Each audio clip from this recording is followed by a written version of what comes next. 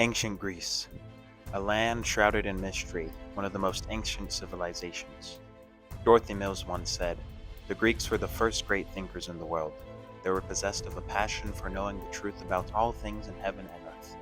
A very apt and precise definition of the great people of ancient Greece, who left such great gifts for us, such as their philosophical breakthroughs, the Greek ideal values of beauty, freedom, and truth, and its beautiful art.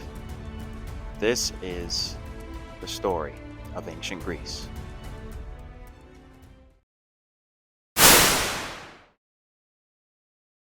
Hey guys, welcome back to another video. Today we are continuing our series on ancient Greece. Last time we left off with our man Alcibiades, and we're going to continue his saga as the ruler of the Athenian Empire. So we'll just write his name so we can get to work here. So Alcibiades, he's a very ambitious man, and his whole goal is to expand the Athenian Empire.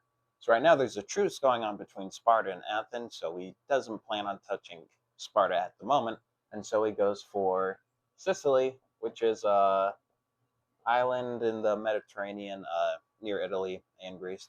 It's all next to each other. Small world at the time. And he wants to go and take Sicily. And there's Nicias, who is an Athenian general, and he is a man of peace. And so I have these two opposing viewpoints in Athens right now. We have the warmongering Alcibiades and then the peace-loving Nicias. And so Alcibiades and his entourage of soldiers go down to Sicily to go and take it over. And while they're on their trip to Sicily, that leaves all of the Athenians who want peace back in Athens, and then they give Alcibiades a condemnation for impiety and summon him to be judged. So then he gets a messenger that summons him back to Athens from his attempt at taking over Sicily. They haven't started yet, and so he is on his way back, and he's not told what this summons is about. They just say, "Hey, you need to go back to Athens." But he suspects it has something to do with being, condemned to death or what have you. And so then Alcibiades decides to crash in Italy to evade going back to Athens at all. And so then that issue is resolved at the moment. But he knows he can't really go back to Athens. And so then he goes to Sparta, his once enemy, and he's like, "Sparta, I could give you some insider knowledge about Athens and then help you, take it over," right? So he's playing to whatever side he can to, get ahead personally. And so Sparta's like, "Okay, sure," but they're very mistrustful of him. So they plan on actually killing him.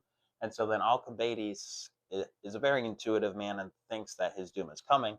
And so then Alcibiades goes to Persia. He's going all over the place. And in Persia, he basically gives advice to the king of Persia, who is, I believe, Artaxerxes at the time.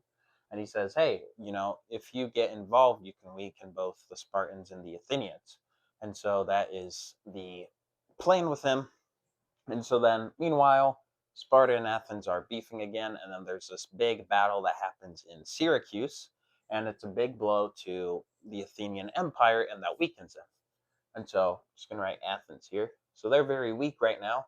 And Sparta is in talkings with Persia saying, "Hey, Sparta, help us deal with Athens, and then we'll basically submit to your rule," essentially is what they're saying. Like, "Yeah, we'll submit to you. We just don't want these guys to be a problem anymore."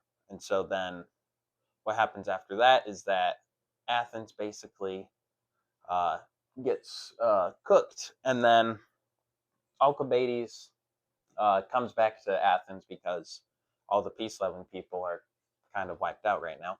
And so Alcibiades is ruler again, and then Sparta's like, "Okay, Athens, we just destroyed you. How about we have a truce now?" But Alcibiades still does not like that idea. He doesn't like the idea of equality with Sparta. He wants to be supreme over Sparta. And so he says no. And then there's ruling against Alcibiades, and he gets officially exiled. So he's out of the story now. Meanwhile, the Spartan and Athenian feud continue to grow, and then what Sparta does is that they start cutting off any supply lines from Athens and basically starves them out. So they have two options: you either starve and die, or you surrender to Sparta. And then Athens is forced to surrender to Sparta. And so then what happens is that Sparta has the terms of surrender, and one of those terms of surrender is that Sparta, it reigns supreme over Athens. So they're even better than them. And so then that's the deal.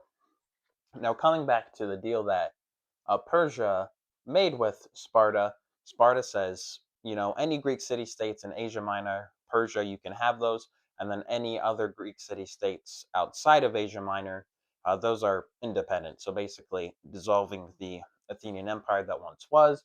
And then all the Athenians who were in Athens, they basically flee to Thebes in Egypt and then they take it over. So that is where they are at.